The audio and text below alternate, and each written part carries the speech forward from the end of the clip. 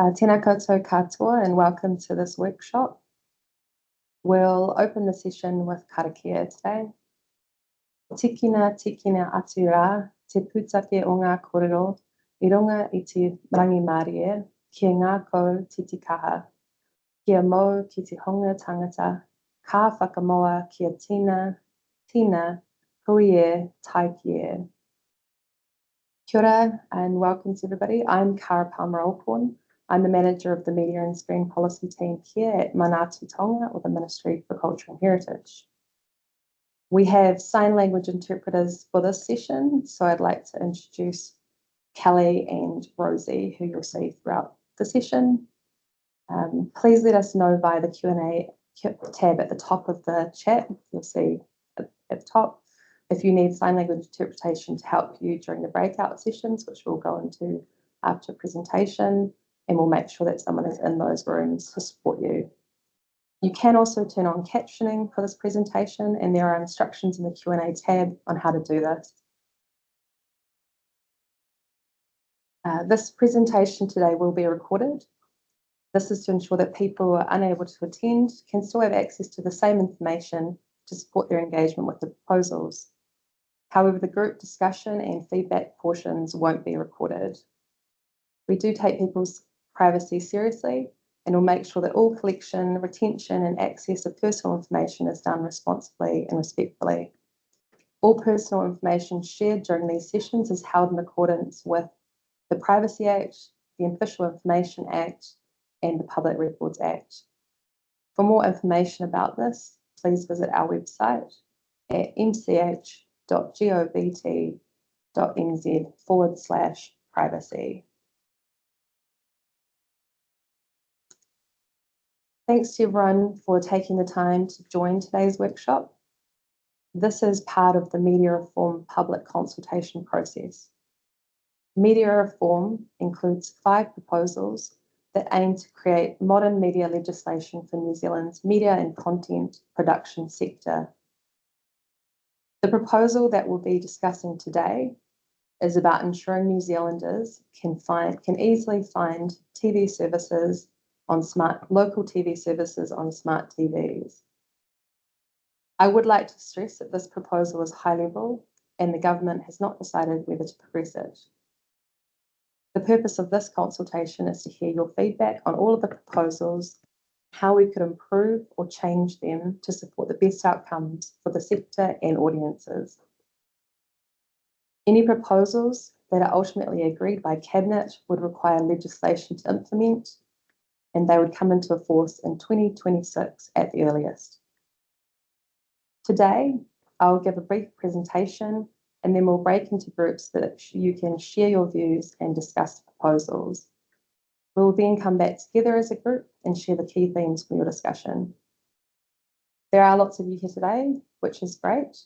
And to make the most of our time, I'll start the presentation now so we can leave space for introductions in the breakout groups.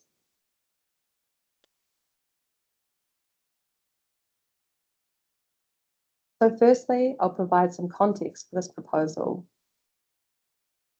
Finding local content on TV is becoming more difficult for audiences in an online viewing environment.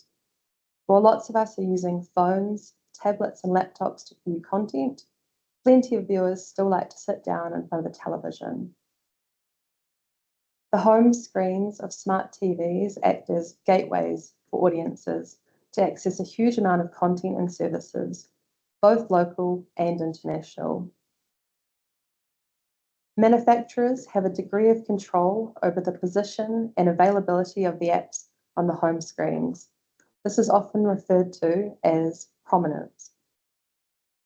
However, local apps are often not pre-installed or can be difficult to find. For example, our initial analysis found that no apps were pre-installed on the latest LG and Samsung TVs.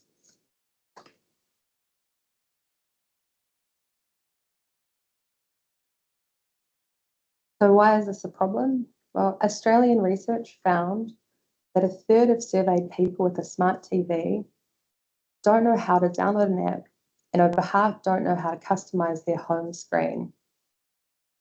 If a local app isn't on the default home screen, audiences are unlikely to go out of their way to find them. Declining engagement with local media service has both economic and social and cultural impacts. Local platforms host the vast majority of local content.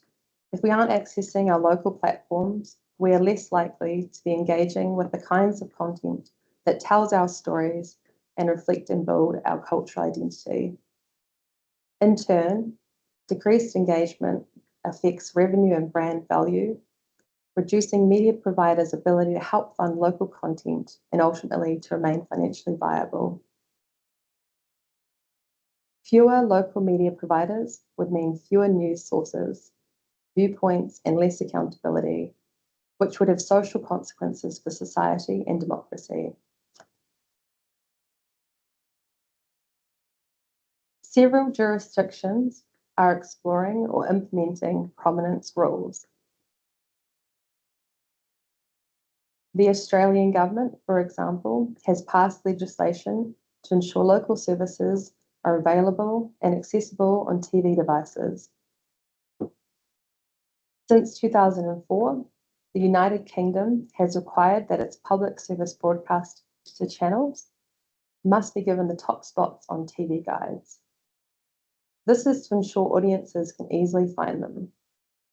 Last year, it extended this linear prominence regime to cover online viewing on smart TVs. The European Union has an Audiovisual Media Services Directive, which includes provision of prominence rules. To date, France, Germany, and Italy have proposed specific rules.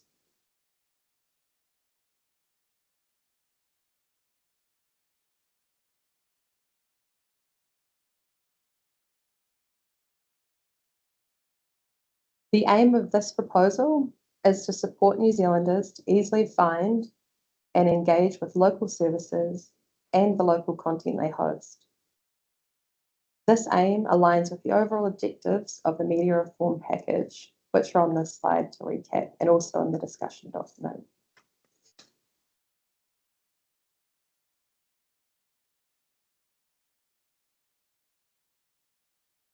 So what is the proposal?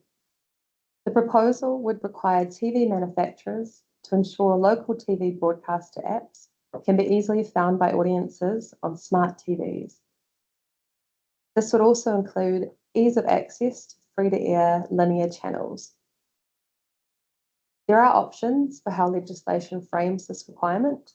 For example, requirements could include pre-installation and visibility of apps on the home screen. Local TV services that would benefit from prominence requirements would be those that provide free access to local content through an online streaming service or app and have a reasonable viewership. This would likely require a threshold definition.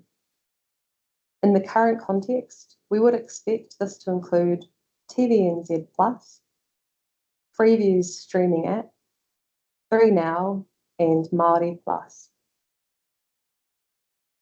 TV devices that the rules would apply to would be those where the primary purpose of the device is for viewing audiovisual content, such as smart TVs and smart TV accessories, but not smartphones, computers, and so on. And TV manufacturers would ultimately be responsible for compliance.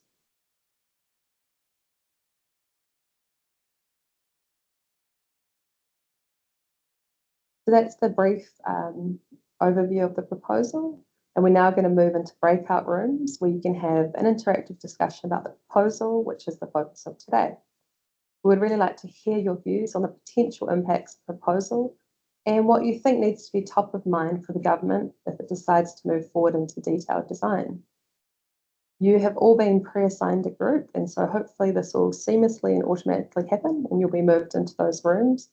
But if that doesn't happen, please use the Q&A function that I mentioned up the top to tell us that you haven't landed in a group, and one of the team will sort this out as quickly as possible.